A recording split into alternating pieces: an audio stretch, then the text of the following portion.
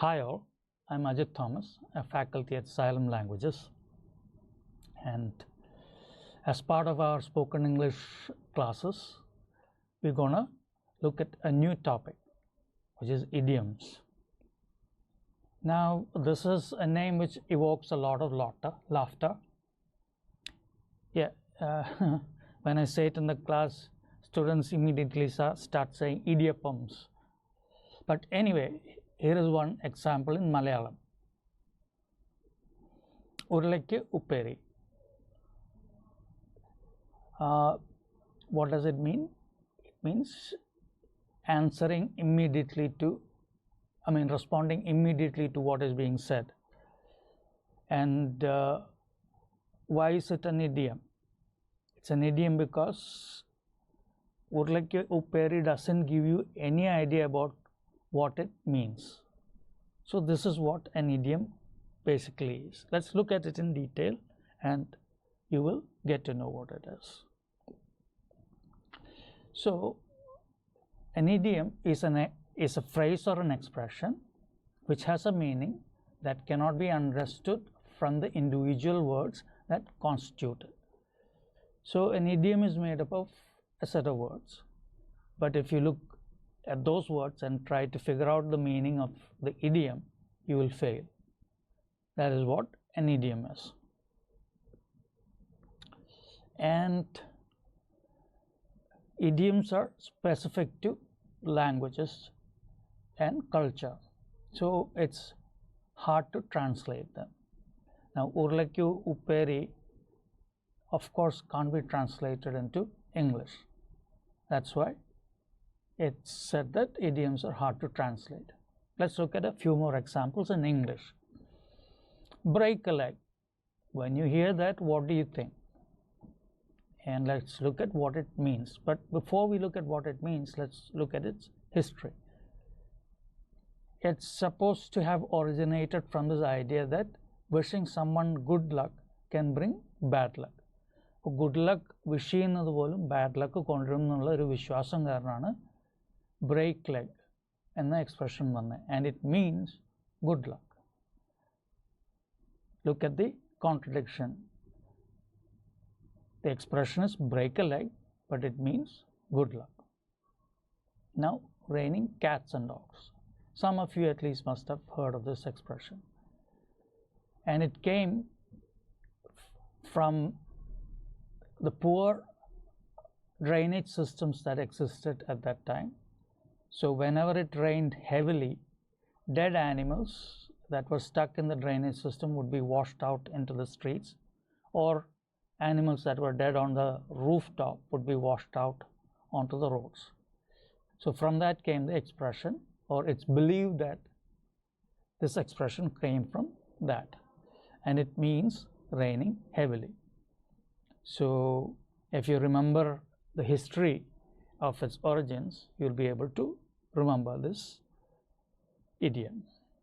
Let's look at a few more examples, but before that, let's also see why it is good to include idioms in your speech or in your writing. Idioms, as you saw, they are very colorful expressions. They add color and vibrance to your speech, and it gives more nuanced feel to your language.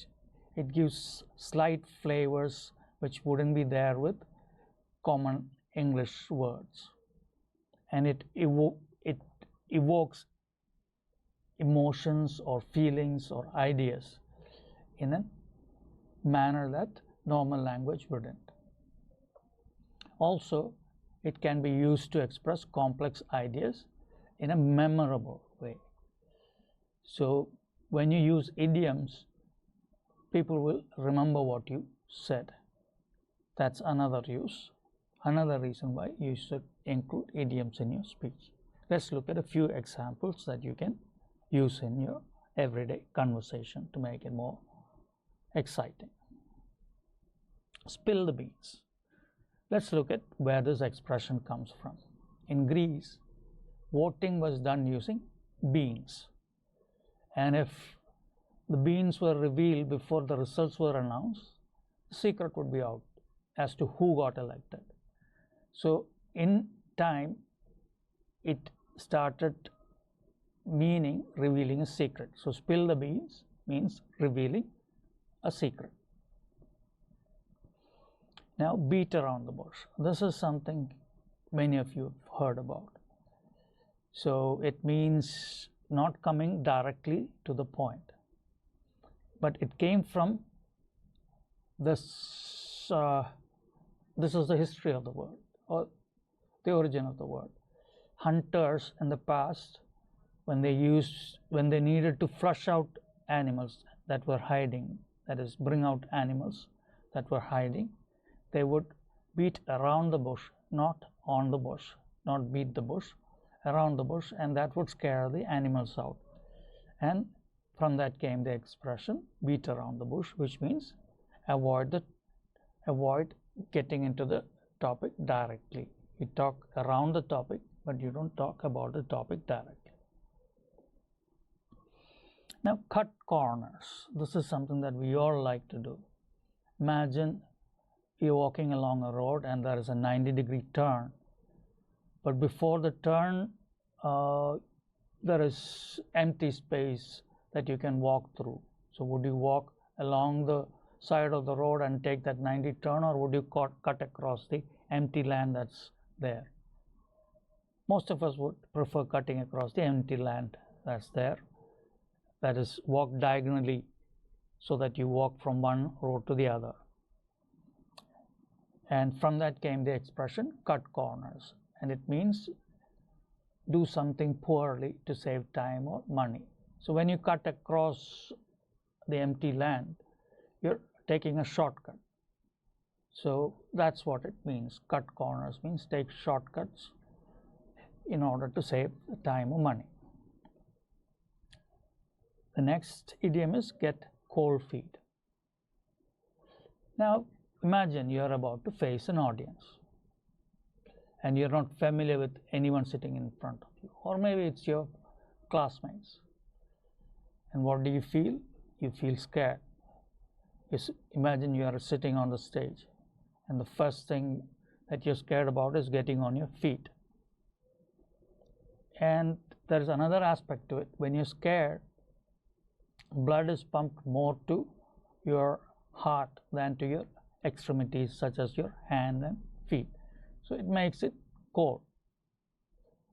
So the expression or the idiom get cold feet means become nervous or scared before an important event. അതായത് എന്തെങ്കിലും പേടിപ്പെടുത്തുന്ന എന്തെങ്കിലും കാര്യം ചെയ്യുന്നതിന് മുമ്പ് നമ്മൾ nervous ആവുന്നതിന് നമുക്ക് get cold feet എന്ന് പറയാം. The next one is getting something off your chest. Imagine you have a secret and you're hiding it from especially your parents. You failed in the exam and you didn't tell your father. What do you feel? You feel a pressure on your chest. You feel stressed and you sense it more on your chest. Now, if you tell it to your mother, of course you haven't managed to gather up the courage to tell it to your father, but if you even tell it to your mother, what do you feel? Whoo! Yeah, you feel the pressure going out of your chest. So from that came the expression, get something off your chest. So it means talk about something that has been bothering you. If you're hiding something, and if you've hidden it for a long time, it creates stress, and when you finally talk about it, you feel relieved. So that is what getting something off your chest means. Now the next one is give someone the cold shoulder. It comes from a practice that was resorted to in the medieval times. When it is time to indicate to a guest that he was no more welcome, the host would give them a piece of meat from the shoulder of some animal. maybe mutton, pork, or beef. And this was an indication to the guest that it was time to leave and that he was no more welcome. In present day context, it means ignoring someone. So giving someone the cold shoulder means ignoring someone. You can also think of it like this. And another way of remembering it is like, if you like someone, you will allow them to rest their head on your shoulder. Whereas if it's someone you don't like, you would immediately jerk them off your shoulder. So that's another way of remembering this expression. Go the extra mile. I think you can guess what it means from the words itself, but it came from Jesus' instruction to his followers.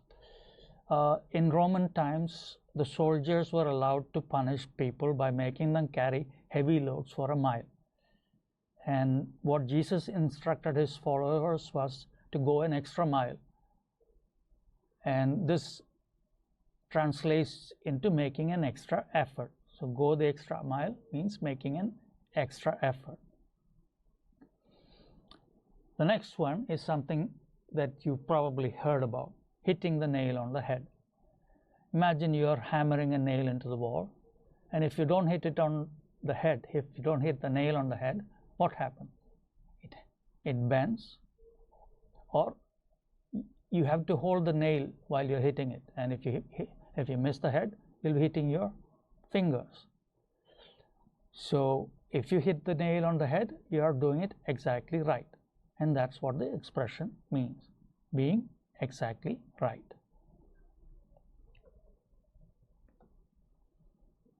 Pull someone's leg.